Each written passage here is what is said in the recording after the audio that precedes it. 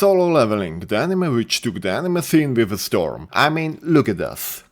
Most people know of it as a webtoon adaptation with some of the best action scenes and wallpaper-worthy illustrated panels. Funnily enough, I found about the series from the webtoon too, but after catching up, I've gone and read the source material of the light novel and I got some spicy takes onto the show thanks to that. Overall, the emphasis of the show lies in its action-packed fighting scenes, because the premise of Solo Leveling is really simple, and I mean as simple as it can get. We have our main protagonist Jin-woo, who after getting into an accident in a dungeon almost died, and awakened as the only player who can level up.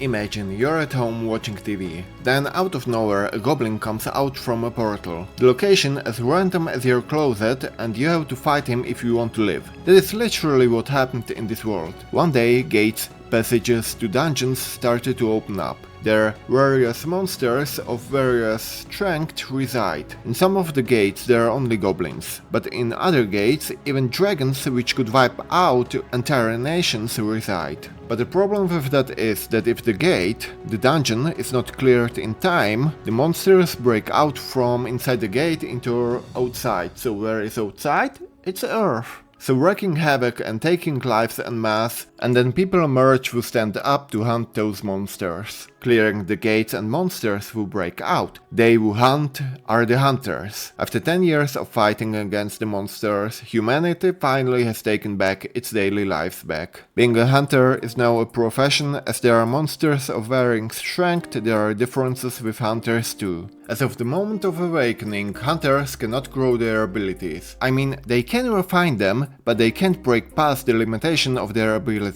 That is the setting of the world. We are watching our protagonist Jin-woo, a Korean hunter around 25 years of age, who is historically the weakest hunter recorded of the Hunter Association, always fighting for his life inside the dungeons. Being on the brink of death in every dungeon, fighting so he could support his mother, which is in hospital, and his sister, who is studying at school, just to go inside the dungeon where an irregularity happens, a rarity of a rarity, a double dungeon, and that is how the show officially begins.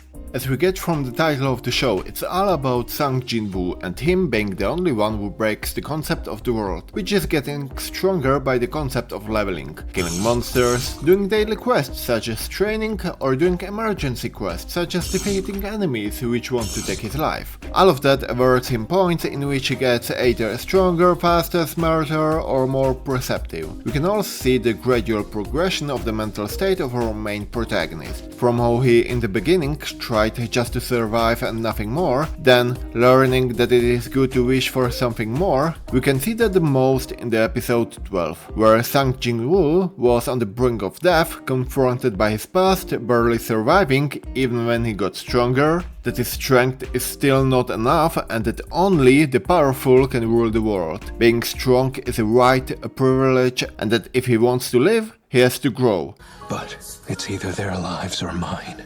He can't be merciful to either himself nor his enemies, he has to be creative and use his abilities to the fullest, cause even the tiniest mistake can cost his life, growing not only with stats but even with his mentality. It wants me strong. I think I get it now. Each fight against a new enemy, a new situation, helps our little hunter to mature mentally. But at what cost? Not only we, but even he can feel that something is dying inside of him. Even that will be explained in the later seasons, and the stronger he gets, the more responsibility he has to take for his actions. It is something we ain't seeing, lol, I mean, he will mature even more to be someone who can be a fair judge for the action of the people who want to hurt his precious ones. He will stand at the top cause he is the sole monarch. If he does not break, he will continue to climb till he reaches the peak.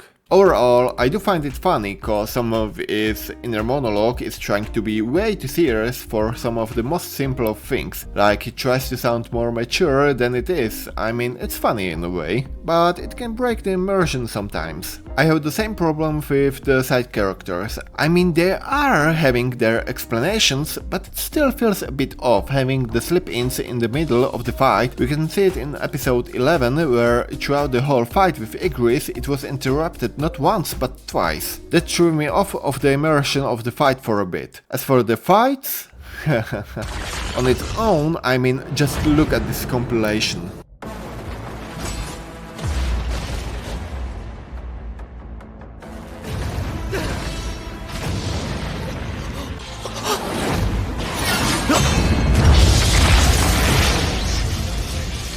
They are on a whole other level. I was skeptical of the show for a lot of reasons. The biggest one is that it is originally from Korea and it's a webtoon. There are some conflicts with racism of Korea versus Japanese, so that was a big concern for a lot of people cause that would change the story a lot. But that concern is right now for season 2. The second concern were the fights, and that, as you've seen in the insert, it is amazing. It was amazing and I was amazed. As for the third concern, that are the shadows, the biggest concern was that they would be 3D animated and look janky, which was totally proven wrong in the last episode of episode 12. If I had one tidbit which I'm sad about is that we only got Okio.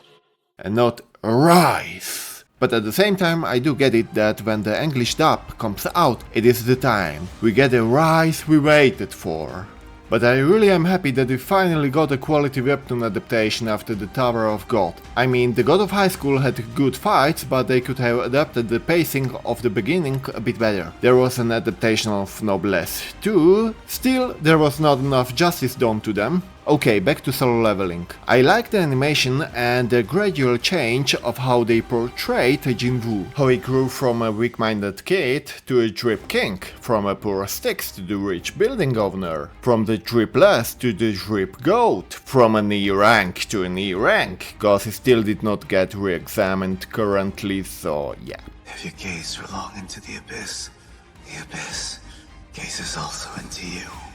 Overall, there's no other current goal for Sang Jin-woo other than to get stronger and stronger, to stand at the peak of all hunters and maybe even more. So he is as strong as he can to solve all the problems of either his mother's health or about his father, which we wink wink don't know a thing about. Is there a reason as to why the gates are connected to Earth? Why did they even connect in the first place? And who or what are we fighting?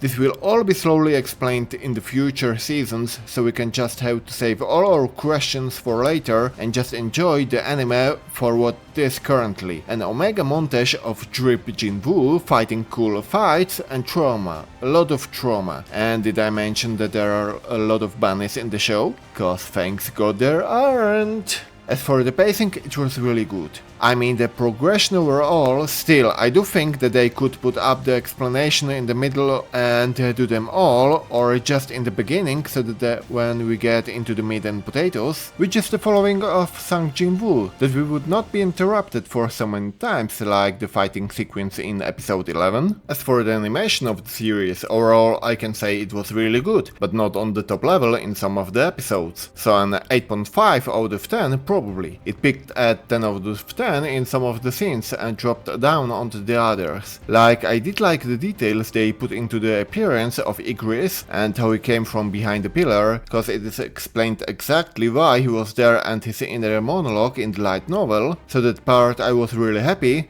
with how it followed exactly the source material, but the sad part was that he was animated but, you know, badly. I mean, it was a picture-to-picture portrayal of the webtoon, and it is just sad that there could not be some minor details, you know, just added to it. Same with the whole dungeon. Still, the whole fighting sequence was done onto another level, which was amazing. I stopped breathing for the most part for the fight, only when they put up the two scenes from the outside could I catch my breath. And the music goes really hard in a lot of moments, and that we have to thank the genius composer Hiroyuki Sawano. I can recognize his soundtrack from miles away, but the style of his is something which is like tailored for the action-heavy fighting anime like this one, or literally anything that this guy drip his fingers into. So, do we get something out of the show except the bone-chilling music and fighting scenes? Well, there are some things. First, if you want to change something, you have to start with yourself and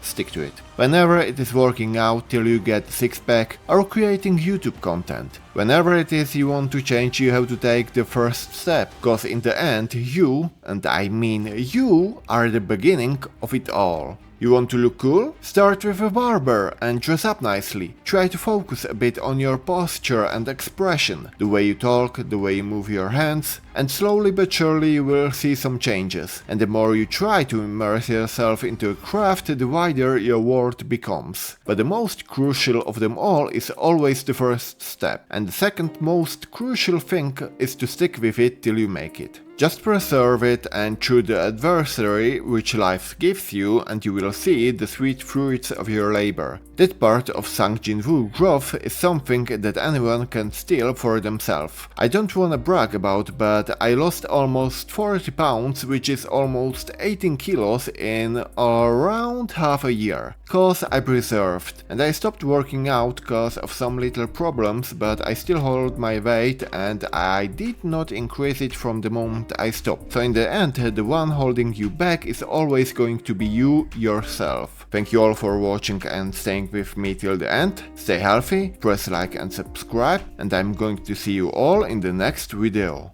Bye!